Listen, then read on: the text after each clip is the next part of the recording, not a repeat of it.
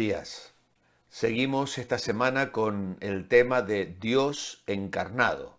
Hemos definido la encarnación como la histórica doctrina cristiana de que Jesús de Nazaret es la eterna segunda persona de la Trinidad, que en el tiempo ha tomado sobre sí mismo una naturaleza humana completa al nacer de la Virgen María por el poder del Espíritu Santo. Es una hermosa declaración muy académica, diríamos así, teológica, revestida de un contenido doctrinal, pero que resume de una manera contundente lo que entendemos por la encarnación. Dios se hizo hombre. Intentamos responder esta mañana a la pregunta que encontramos en nuestro devocional. ¿Quién es este niño? Cada año en Navidad buscamos embellecer ese momento, adornamos nuestras casas, ponemos tarjetas muy bonitas, pero cuando vamos al contenido de los evangelios no encontramos nada de esto. Lo que encontramos es un relato sencillo, directo, incluso cruel, en el que no hay ningún comentario adicional. Los evangelistas no añaden detalles que puedan mover a la compasión. Es un relato, diríamos, desapasionado, pero nos admira pensar que una mujer embarazada, necesitada de dar a luz, no encontrara una cama disponible en aquella pequeña aldea de Belén. Y pensamos en Belén y nuestro corazón se enternece, sin ninguna duda, pero es porque lo hemos revestido de algo que en realidad no fue. El relato del nacimiento de Jesús es extraño, es duro, nos muestra la insensibilidad de la raza humana, pero a su vez cautiva nuestros corazones, porque el eterno Dios, el creador de todas las cosas, el Rey de Reyes y Señor de Señores, adquiría la forma de un bebé inocente, indefenso, necesitado de atención, que debió ser envuelto en pañales, que fue acostado en un pesebre porque no había una cuna adecuada para él. Y allí, en ese lugar, los ángeles del cielo y la creación misma se vio completamente asombrada, como lo estamos nosotros hoy también al pensar en esto. Dos asuntos nos van a estar ocupando en nuestro devocional esta semana. El primero de ellos, que el niño que nació en Belén era Dios. Y tenéis allí un resumen de lo que Packer pone en el capítulo tan especial de su libro, El Dios encarnado, este quinto capítulo, y creo que tenéis allí una información verdaderamente alucinante, porque haciendo un repaso a los primeros 14 versículos del Evangelio de Juan, donde el evangelista comienza afirmando, como Génesis capítulo 1 lo hace, en el principio creó Dios los cielos y la tierra, Juan no discute acerca de la identidad del verbo o de la palabra, sencillamente lo afirma. En el principio era la palabra, el verbo, y la palabra era Dios, y la palabra estaba con Dios. Todas las cosas por Él fueron hechas, y sin Él nada de lo que ha sido fue hecho. En Él estaba la vida, y la vida era la luz de los hombres. Y aquella palabra se hace carne y habita entre nosotros. Y vimos su gloria, gloria como del unigénito del Padre, lleno de gracia y de verdad. ¿Por qué sabemos que este niño era Dios?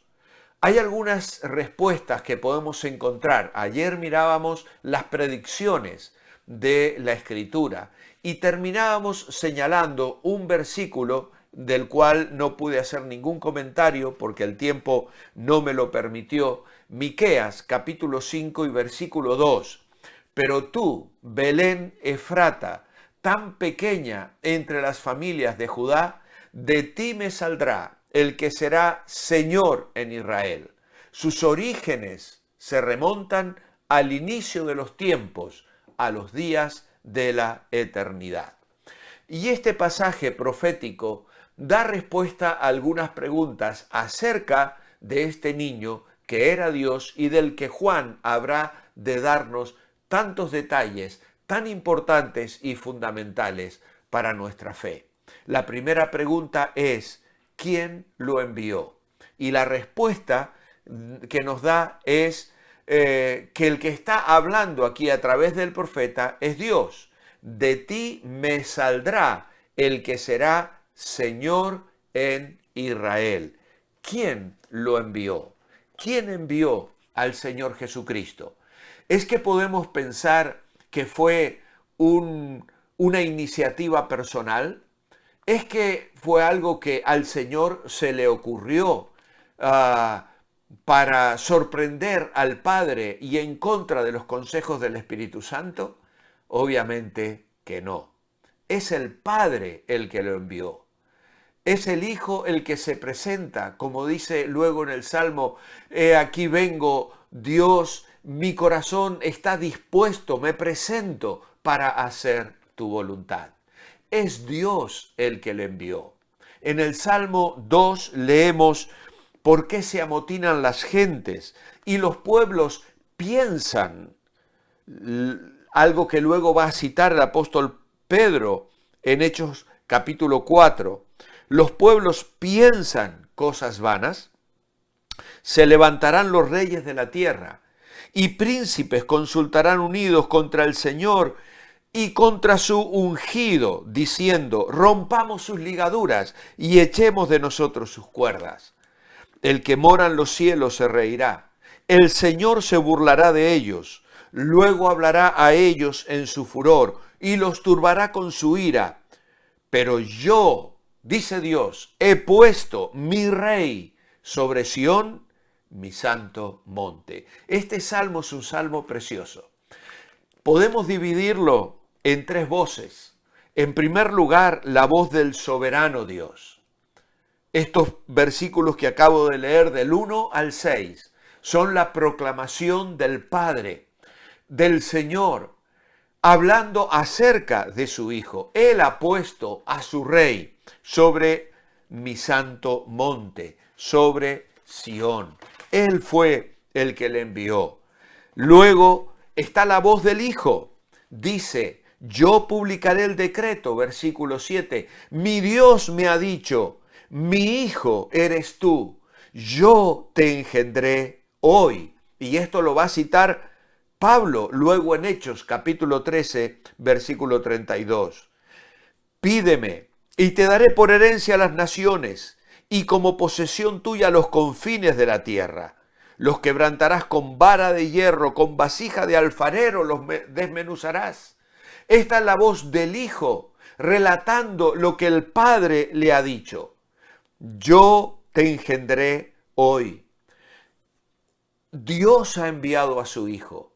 Dios, el Padre, ha autorizado al Hijo desde la eternidad para que ya desde antes de la creación del mundo se ofreciera para presentarse, dice Efesios, como un cordero sin mancha y sin contaminación.